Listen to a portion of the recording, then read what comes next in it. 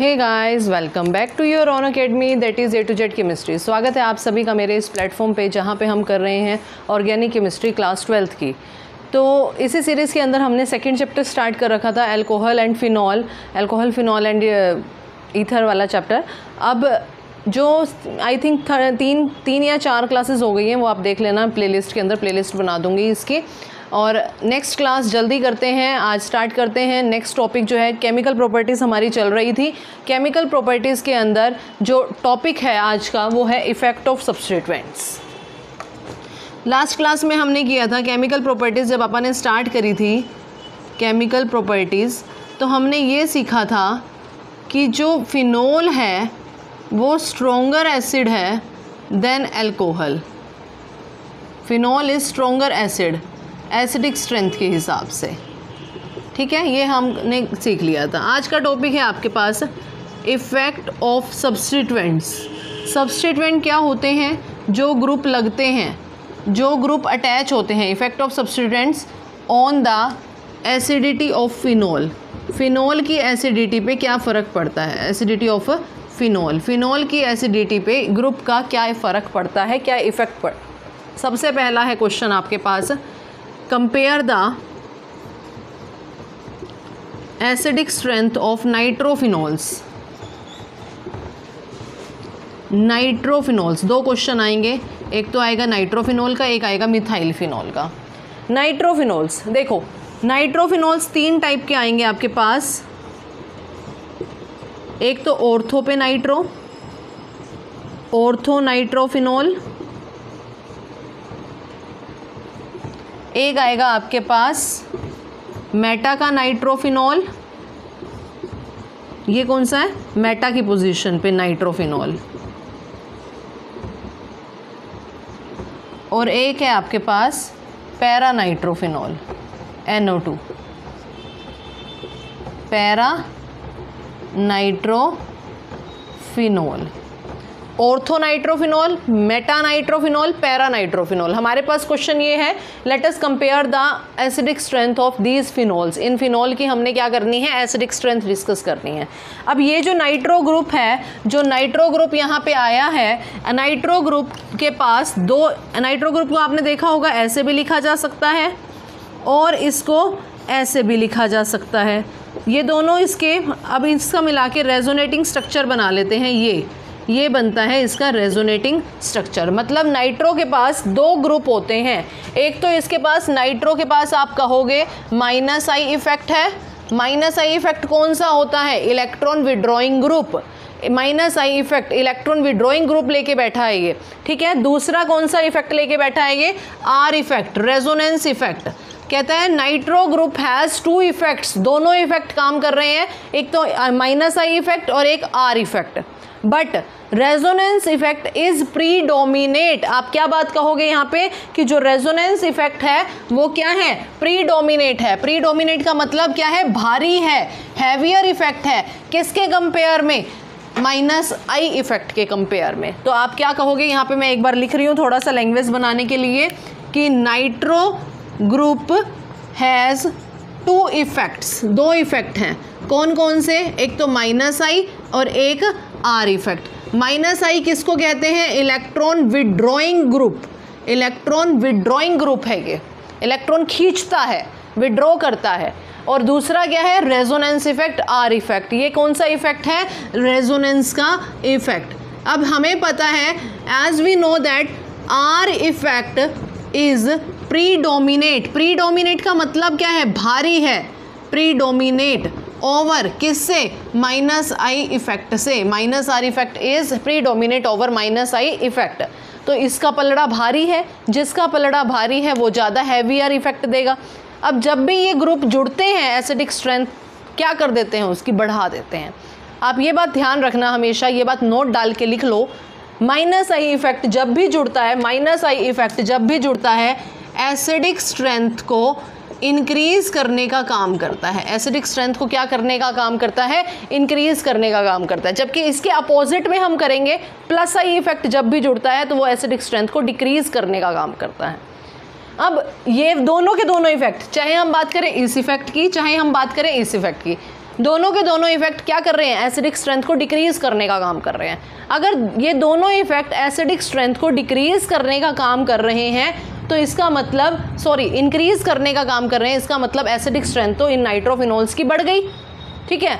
But सबसे ज़्यादा ये इफेक्ट कहाँ पे देखा गया, सबसे ज़्यादा ये इफेक्ट, एक बात और अगर आपको याद हो तो रेजोनेंस का इफेक्ट कहाँ कहाँ पे काम करता है, दो पोजीशन पे, ऑर्थो एंड पैरा पे। क्या मेटा की पोजीशन पे रेजोनेंस इफेक्ट काम करता है, नहीं करता। ये बात आप तब भी सीख सकते हो, समझ सकते हो जब हम रेजोनेंस बनाते हैं।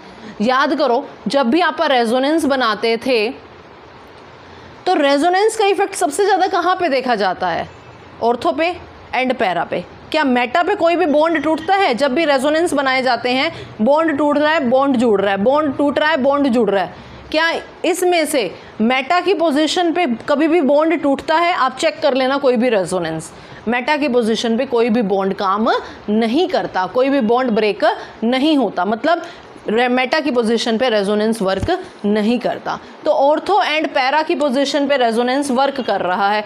इसका मतलब ये जो यहाँ पे ऑर्थो की पोजीशन लगी हुई है -I भी आ रहा है, -R भी आ रहा है, जबकि यहाँ पे सिर्फ एक ही इफेक्ट आ रहा है -I, और यहाँ पे दोनों आ रहे हैं, -I भी आ रहा है, -R भी आ रहा है। आई होप आपको मेरी बात समझ में आ रही होगी, ठीक है। दोनों के दोनों इफेक्ट काम कर रहे हैं। तो फिर हम क्या कहेंगे, अब दोनों में से सबसे अच्छा एसिड कौन है, दोनों में से सबसे अच्छा एसिड कौन है, दोनों में से सबसे अच्छा एसिड कौन सा बनेगा, ऑर्थो वाला एंड पैरा वाला, ठीक है। सबसे अच्छा एसिड कौन सा बन गया, ऑर्थो वाला एंड पैरा वाला। अच्छा जी, मेटा वाला क्या आएगा, मेटा वाला कम होगा, किससे, इन दोनों के कंपैरिजन में। तो आप क्या कह सकते हो, सबसे पहले आपका आ जाएगा पैरा नाइट्रोफिनॉल, फिर उसके बाद आ जाएगा ऑर्थो नाइट्रोफिनॉल, और फिर उसके बाद आ जाएगा आपका मेटा नाइट्रोफिनॉल। एसिडिक स्ट्रेंथ सबसे अच्छी पैरा की होगी, फिर ऑर्थो की होगी, और फिर लास्ट में किसकी होगी, मेटा की होगी। ये पूरा क्वेश्चन था आपके पास, 2 नंबर का एग्जामिनेशन पॉइंट ऑफ व्यू से पूछा जा सकता है। आई होप आपको क्लियर होगा, ठीक है।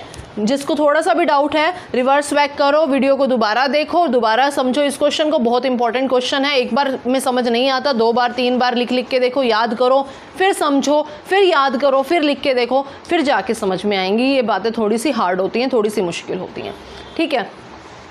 तो फटाफट से इसका स्क्रीनशॉट ले लीजिए दूर। अब उसके बाद है हमारे पास second question effect of substituent का।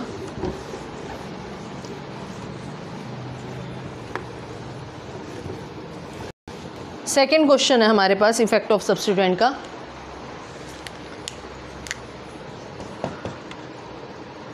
क्रीसोल, जिसे मिथाइल फिनोल कहते हैं, क्रीसोल जिसे क्या कहते हैं, मिथाइल फिनोल। मिथाइल फिनोल्स जो ये है, क्रीसोल है, इसकी एसिडिक स्ट्रेंथ हमने डिस्कस करनी है। बनाए जरा, ये लो जी, OHCH3, ये है ओ क्रीसोल, क्रीसोल को ही मिथाइल फिनोल कहते हैं। दूसरा बनाते हैं, ये है M क्रीसोल, M क्रीसोल। तीसरा बनाते हैं, ये है P क्रीसोल, पैरा क्रीसोल। अब एक बात ध्यान रखना, जो ये इसकी एसिडिक स्ट्रेंथ अपने डिस्कस करनी है। एक बात तो हमें पता लग गई कि जो ये CH3 ग्रुप है ना, CH3 ग्रुप, इसके पास कौन सा इफेक्ट है, +I इफेक्ट।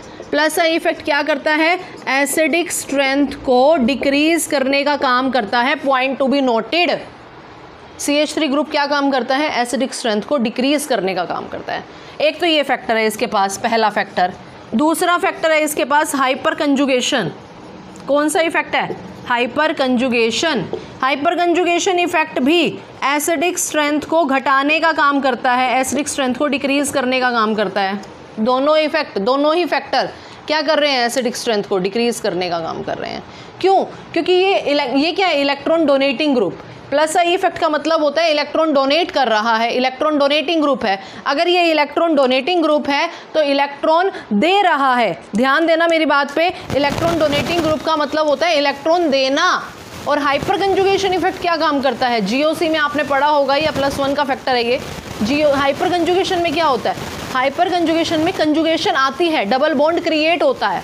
तो डबल बॉन्ड जब क्रिएट होता है तो इलेक्ट्रॉन की डेंसिटी बढ़ जाती है, और इलेक्ट्रॉन डोनेटिंग ग्रुप में भी क्या होता है, इलेक्ट्रॉन की डेंसिटी बढ़ जाती है। अगर इलेक्ट्रॉन की डेंसिटी ऑक्सीजन पे बढ़ जाएगी तो ऑक्सीजन और हाइड्रोजन के बीच के बॉन्ड का टूटना मुश्किल हो जाएगा, जिस वजह से वो एसिडिक स्ट्रेंथ अच्छा एसिड नहीं कहलाएगा, क्योंकि अच्छा एसिड तब कहलाता है जब वो आसानी से H पॉजिटिव रिलीज कर देता है। अगर वो H पॉजिटिव रिलीज नहीं कर सकता तो इट मीन्स बाय डिफ़ॉल्ट वो अच्छा एसिड नहीं है। प्लस आई इफेक्ट क्या काम करता है, प्लस आई इफेक्ट इलेक्ट्रॉन देने का काम करता है। हाइपर कंजुगेशन इफेक्ट क्या काम करता है, कंजुगेशन बनाता है, जिसकी वजह से उसको इलेक्ट्रॉन देने पड़ते हैं, मतलब बॉन्ड बनाना पड़ता है। बॉन्ड बनेगा तो इलेक्ट्रॉन आ जाएंगे अपने आप ही, ऑब्वियस सी बात है। तो इलेक्ट्रॉन की डेंसिटी बढ़ रही है कार्बन पे, कार्बन के थ्रू बढ़ रही है। कार्बन अपने पास तो रखेगा नहीं, कार्बन दे देगा ऑक्सीजन को। तो इलेक्ट्रॉन की डेंसिटी इनडायरेक्टली कहाँ बढ़ रही है, ऑक्सीजन पे बढ़ रही है। तो ऑक्सीजन पे इलेक्ट्रॉन की डेंसिटी बढ़ जाने की वजह से ऑक्सीजन और हाइड्रोजन के बीच का बॉन्ड टूटना मुश्किल हो जाता है। अगर ऑक्सीजन और हाइड्रोजन के बीच का बॉन्ड आसानी से नहीं टूट रहा तो इट मीन्स वो अच्छा एसिड नहीं है। ये जितना भी मैंने बोला है ना, इन सब को अपनी वर्डिंग के अंदर लिखना है। आपने थोड़ा सा लिखने की कोशिश करते हैं, ठीक है।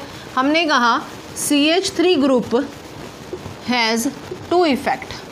कौन कौन से, एक तो प्लस आई इफेक्ट और एक hyper conjugation effect. Both these effect can give up the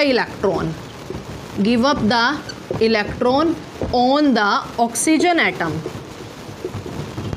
atom and electron density increases and therefore OH bond is difficult to break, आसानी से टूटता नहीं है, difficult to break, therefore acidic strength decrease. क्या हो जाती है, एसिडिक स्ट्रेंथ डिक्रीज हो जाती है। अब बात आती है इन तीनों में कंपेयर, हमें ये तो पता लग गया कि जितने भी क्रीसोल हैं वो उसकी एसिडिक स्ट्रेंथ डिक्रीज है, कम है। बात आती है कि सबसे अच्छा सबसे कम एसिडिक स्ट्रेंथ, सबसे ज़्यादा एसिडिक स्ट्रेंथ किसकी। यहाँ पे देखो 2 इफेक्ट काम कर रहे हैं, प्लस आई भी, हाइपर कंजुगेशन भी। यहाँ पे प्लस आई काम कर रहा है, हाइपर कंजुगेशन भी सिर्फ ऑर्थो एंड पैरा पे काम करता है, मेटा पे काम नहीं करता। यहाँ पे प्लस आई इफेक्ट भी काम कर रहा है, हाइपर कंजुगेशन इफेक्ट भी काम कर रहा है। अब ध्यान दो, यहाँ पे 1 बार डिक्रीज हो रहा है, यहाँ पे 2 बार डिक्रीज हो रहा है, यहाँ पे भी 2 बार डिक्रीज हो रहा है। तो सबसे अच्छा तो है फिनोल। फिनोल के बाद एसिडिक स्ट्रेंथ किसकी है, एम क्रीसोल। एम क्रीसोल के बाद कौन है, ऑर्थो क्रीसोल। ऑर्थो क्रीसोल के बाद कौन है, पैरा क्रीसोल। आई होप आपको मेरा ये पॉइंट समझ में आया होगा। कोई डाउट है तो वीडियो को दोबारा करके ज़रूर देखिएगा। और यहाँ पे ये क्वेश्चन ख़त्म होता है क्रीसोल का कंपैरिजन। ये थे हमारे पास effect of substituent on the effect of substituent का मतलब है अलग अलग तरीके के ग्रुप अगर फिनोल पे लगाए जाते हैं तो उसकी एसिडिक स्ट्रेंथ पे क्या फ़र्क पड़ता है। तो effect of substituent on the acidity of a phenol. तो आई होप आपको समझ में आया होगा। कोई डाउट है तो कमेंट सेक्शन के अंदर कमेंट करिएगा। वीडियो को लाइक करना, चैनल को जितना हो सके अपने फ्रेंड सर्कल में शेयर करने की कोशिश करो, जितना हो सके सब बच्चों तक ये चैनल पहुंच पाए। तो इसी के साथ आज की क्लास को ख़त्म करते हैं नेक्स्ट वीडियो के साथ। अभी थोड़ी ही देर में जल्द ही हाजिर होती हूँ। Bye bye.